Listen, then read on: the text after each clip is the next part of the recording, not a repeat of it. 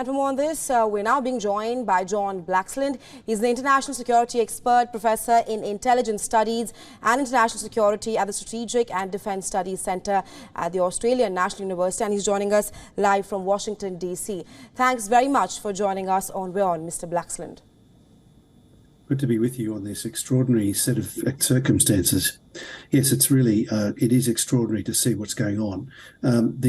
The war echoes what happened exactly 50 years ago when the Yom Kippur War happened in October 1973. It's surprising how unprepared it seems the Israeli Defense Force and the Israeli security apparatus was for this attack. In 1973, the Israelis were caught by surprise. They subsequently reformed their intelligence apparatus to essentially try and prevent such a surprise ever occurring again. And of course, 50 years later, Hamas has proved them wrong. They've demonstrated they can be surprised. And this has been a surprising, an extraordinary failure on human intelligence, signals intelligence, imagery intelligence, open source intelligence, material that could be collected from the newspapers, from people on the streets, from websites and information like that. It speaks to Hamas being much more savvy than most have given them credit for. There's a sense that they've been learning from what's happened in Ukraine. They've been learning over the last few years from Israeli successes in what they call mowing the grass, in clipping the wings of militants operating from the Gaza Strip. And they have refined their procedures. And of course, they've been actively supported behind the scenes by Iran, that has been providing them with munitions and support and financial and military support to enable them to prepare for this day, for this extraordinary day, where they've launched a very big surprise attack. Right, Mr. Blaxland, unprecedented times. Now, in the latest, US President Joe Biden has promised unwavering support for Israel following the Hamas attack. What do you think the US currently is doing right now to help Israel? Because from Biden to Blinken, there have been strong statements coming out in support of Israel. So that's right, and it is principally about diplomatic and economic support. Israel is quite robust. It's well able to support itself. And in terms of munitions, this is not the kind of war of 1973. This is not the conventional war of old.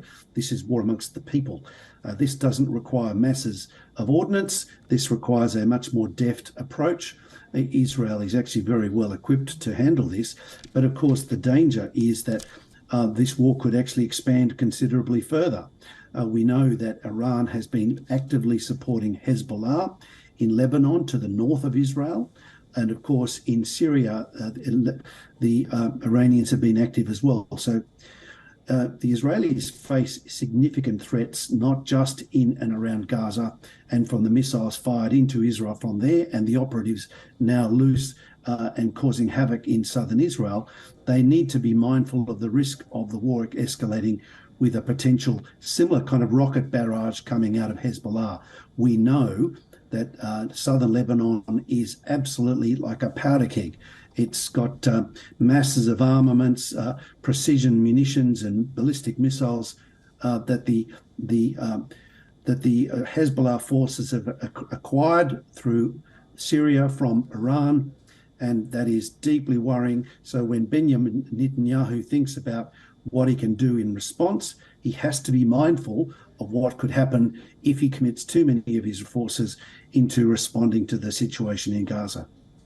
Right, Mr. Blaxland, Israel has now launched Operation Iron Swords, but critical analysis of this conflict is happening at real time, with some experts calling this a colossal intelligence failure on part of Israel. What is your assessment of this? This is a huge disappointment for the, erstwhile lauded intelligence apparatus of Israel.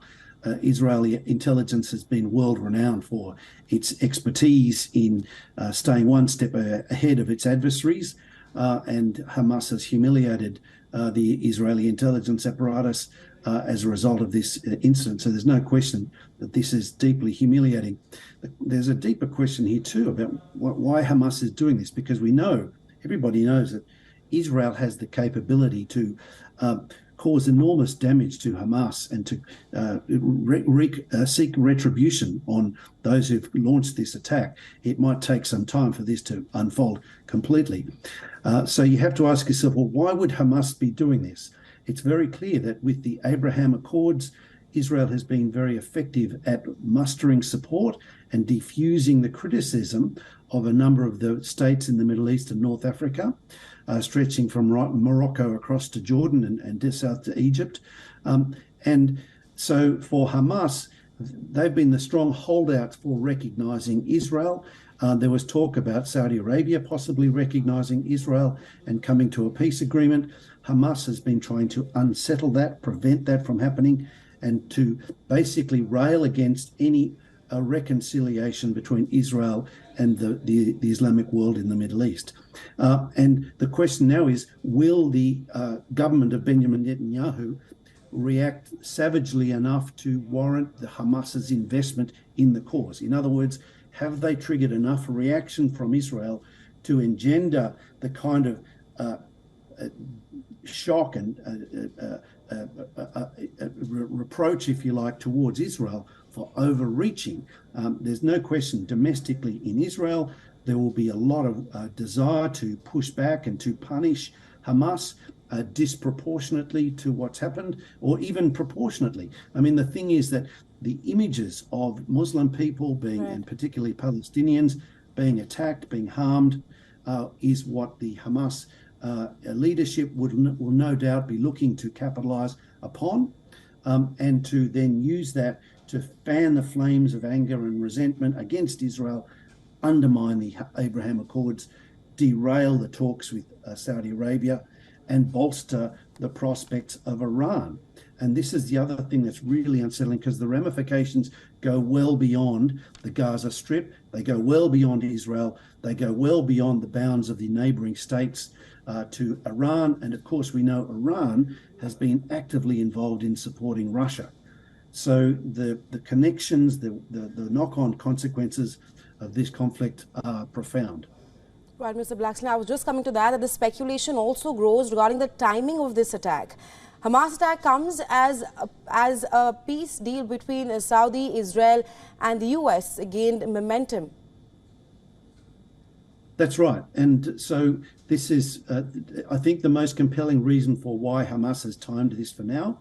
It's a reminder to the Middle Eastern countries of the very humiliating defeat of the combined Arab armies, if you like, following the initial successes of the surprise attack in the Yom Kippur War of 1973.